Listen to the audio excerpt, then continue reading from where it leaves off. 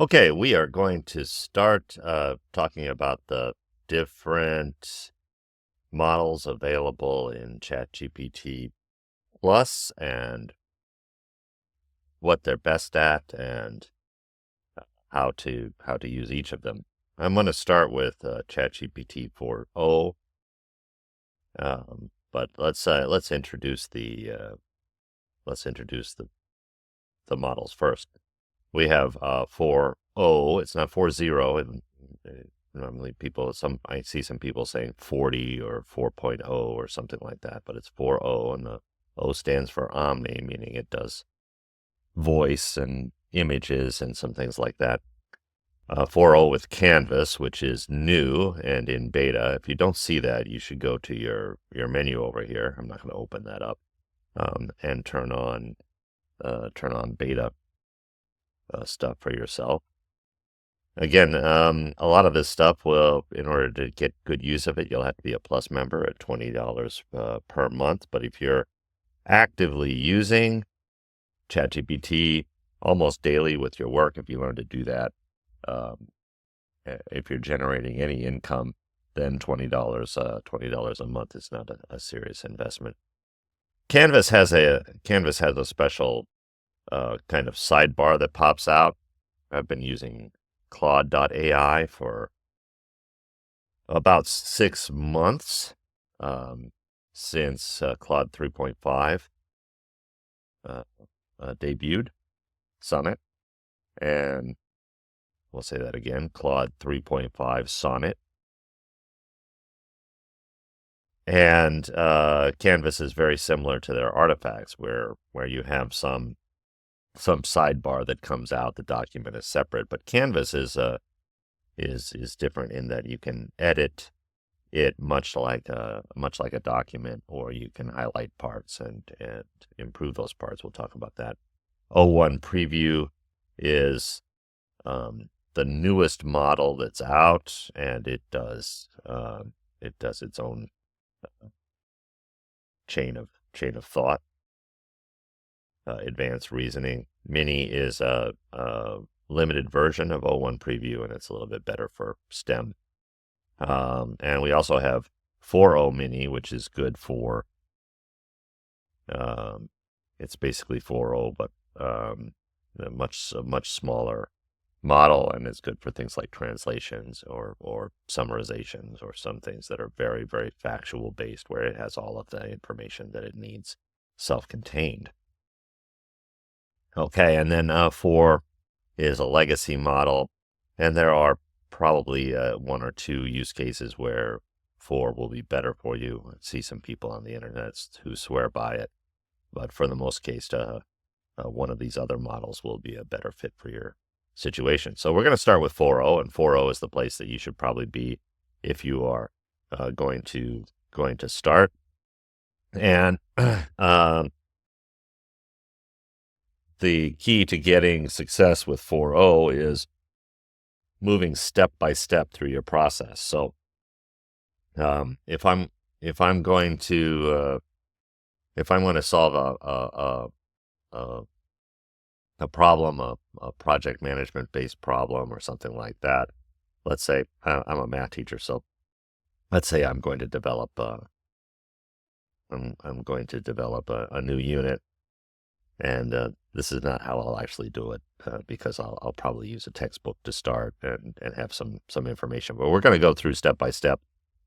First thing I'll do is explain the situation. I'm a high school math teacher, teaching an algebra 2 course. I need to develop a unit on polynomial arithmetic. Okay. And a lot of people will just stop there, and that's not what you want to do, because ChatGPT 4.0 is not good at reasoning, and this is going to require a lot of reasoning. So we want to really go step by step from it. So I need to break down the steps that it needs to follow for it to get the best information from it. So um,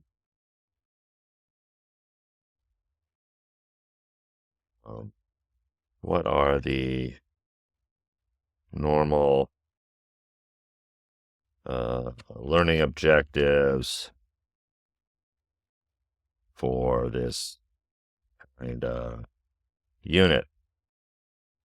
There we go. So we'll start in a very teacher way. We'll start with the higher level stuff, break down the highest level ideas. So, um, I might start with education standards, but uh, we're going to start with objectives anyway. So we can look through here, check, add and subtract polynomials, divide polynomials, understand remainder and factor theorems, analyze graphs of polynomial functions. So I'll let it know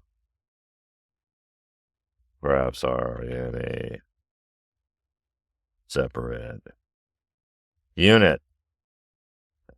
I'm going to be more specific because we may have some small graphing tasks, but analyzing graphs are in a separate unit. And then I want to give it the next command here. So I want to figure out all of the important knowledge that students are going to need for each of the other objectives. Please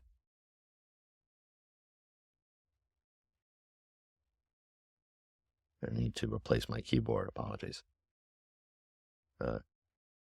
Please list the requisite and prerequisite knowledge required.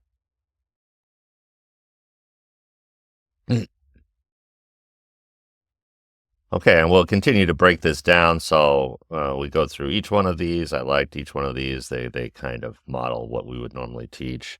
We'll break those down. We'll get more detail in each step. And then after I come through this, I'll probably choose number 1 here, understanding polynomial expressions.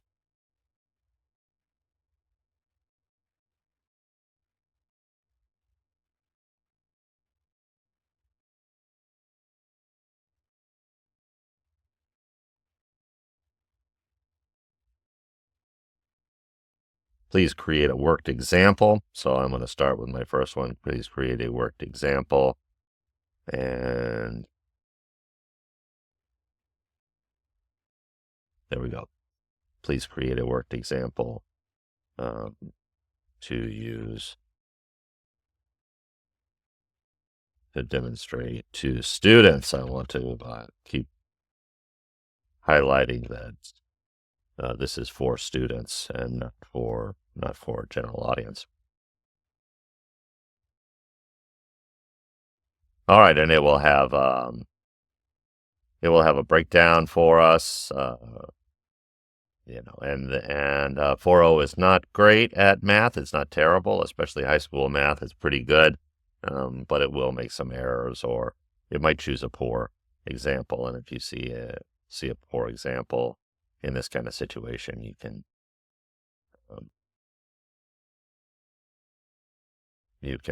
ask it to replace it. And you can give it an actual example to work with, and then I would go through and do the same thing for each of the following. Okay, so let's look at GPT 4.0 Mini, which is down here under more models. That's the one you're going to use when you want some thing that doesn't require almost any reasoning at all. So, for example,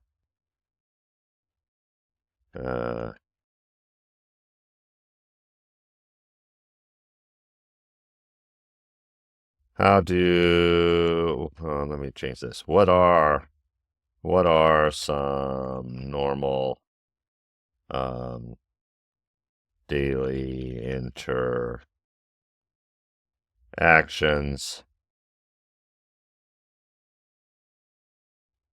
in China? Please create a table with um,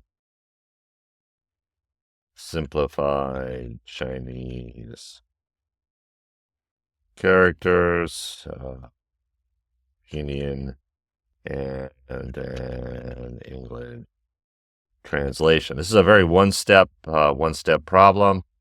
It doesn't require any analysis really, and this kind of thing is um, I don't know, well documented on the internet, and it's really just going to try to copy from its knowledge base. There we go. So that's a one-step problem. We really don't want to do um, any follow-up or any step-by-step with Mini. What you can do is you can, at any point, you can switch models. So I could switch, for example, in our previous example, I could switch from 4.0 when I just need something quick like that. I could switch down to 4.0 Mini in the middle, or you can use at if you want. You can use at.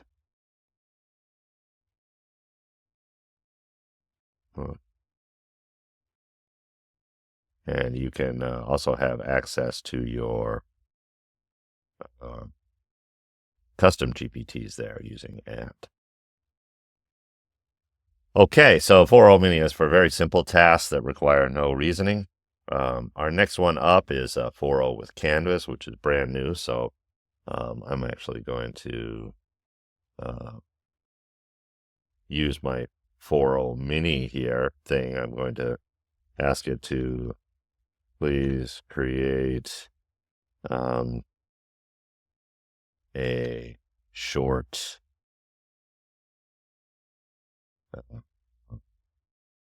workbook lesson based on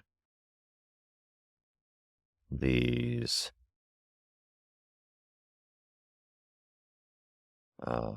phrases. And I wanted to create a canvas, so I'm going to specify that I want a canvas. Sometimes it'll create one for you, and sometimes it won't create one for you if you want one. So your best choice is to say you want a canvas. So here we go. So you can see now this side pane comes out. So here it's going to create some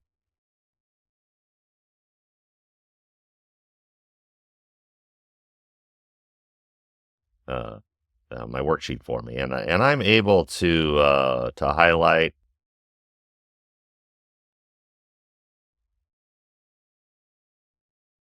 edit it directly, and then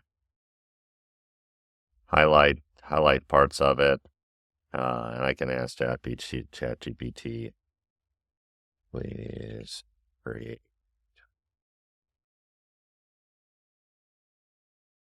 one role play script based on meeting someone for the first time. And then we can edit that in place, and it will replace it. So it won't change anything else really that's in there except for the role play part. Here it includes the role play for us. So that's the benefit of Canvas. We also have some other things that we can do. We can edit it. We can polish, so we can run through again and ask for, slight cleanup. Um, Reading level, when I first saw this, I was very excited, but it's not very granular. So you can see the current level. We can increase it or decrease it. If you want to increase it, you can go to various levels. We can rewrite that as with the middle school level. Uh, okay, vocabulary and what do I want to say here? Kind of like that feeling here. Okay, so that's our GPT-4o with Canvas. It's brand new, and I think it's quite useful. But I haven't used it a lot lately because I'm not doing programming work. This is especially supposed to be good for programming work. So the third thing we're going to look at is our O1 preview. And our O1 preview is different to 4.0 in that this does chain of reasoning. This does high level planning. So when we give it a project to work on, we want to really give it the highest level description as we can with as much detail about the requirements as possible, and then it's going to break down and do the steps ourselves. So I'm going to repeat kind of the same thing that I did in 4.0, but I'm going to do this step by step. One of the biggest differences, before I move on here, one of the biggest differences between 4.0 and the O1 is that you're able to attach files, and you can attach images, screenshots, and it can search the web. It can do lots of things like that, which O1 it can't do. So you'll see when we switch to O1, we lose that attach icon there. So we're going to create our module, our unit of instruction here. I am a high school math teacher. I need to create a unit of instruction on polynomial arithmetic. We need a list of objectives. I need necessary vocabulary with definitions and translations into simplified Chinese. I'm not going to capitalize correctly. Apologies.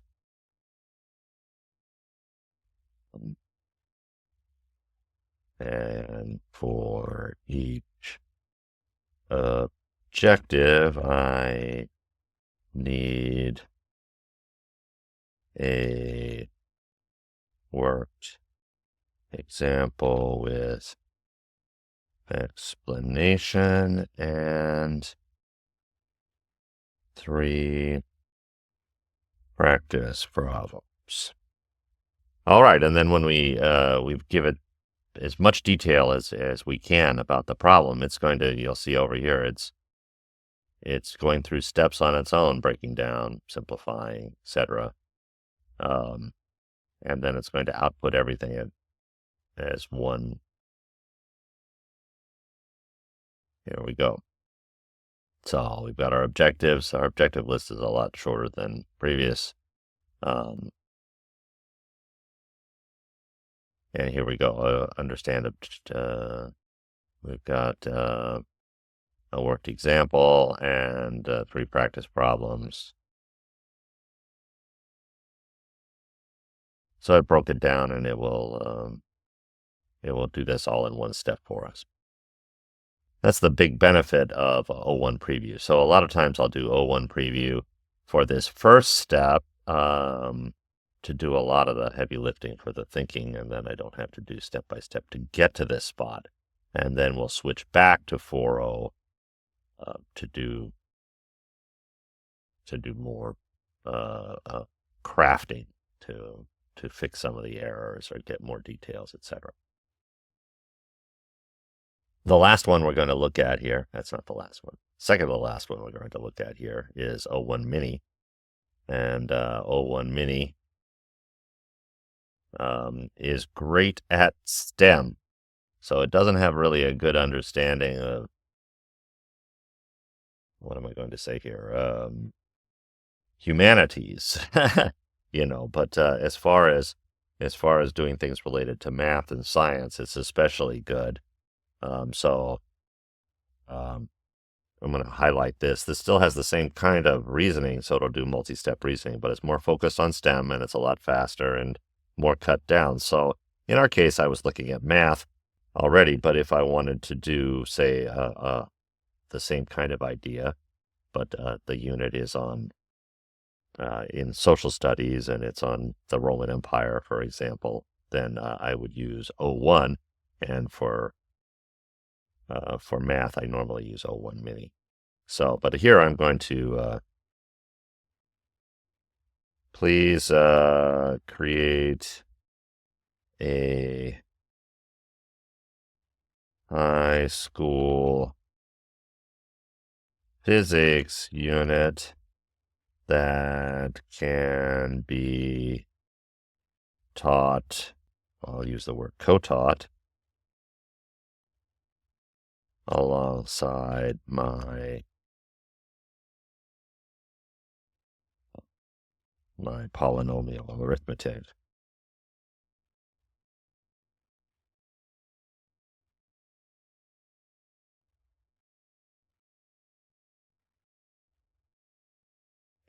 So this is good for STEM, so it should be okay. I've never actually tried.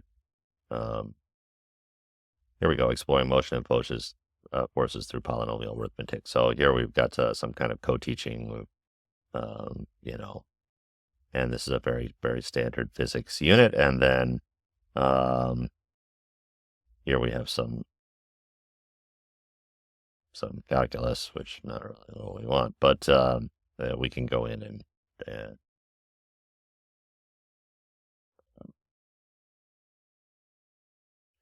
we can go in and tweak this a little bit afterwards. And again, like I say, I'll use this as the first run, and then often we'll switch over to 4.0 for things after this. So, what have we covered so far? We've covered 4.0, 4.0 Canvas, 4.0 Mini, O1 Preview, and O1 Mini. Well, that's pretty much it. There is ChatGPT 4. It is significantly slower and not better in almost anything at this point. So if you really, if you're looking for something that doesn't have ChatGPT's sound, style when writing, I really encourage you to switch over to Claude.ai. They have a completely different model with a completely different kind of sound. So if you're trying not to sound like ChatGPT when writing stuff, that's probably your best choice instead of going to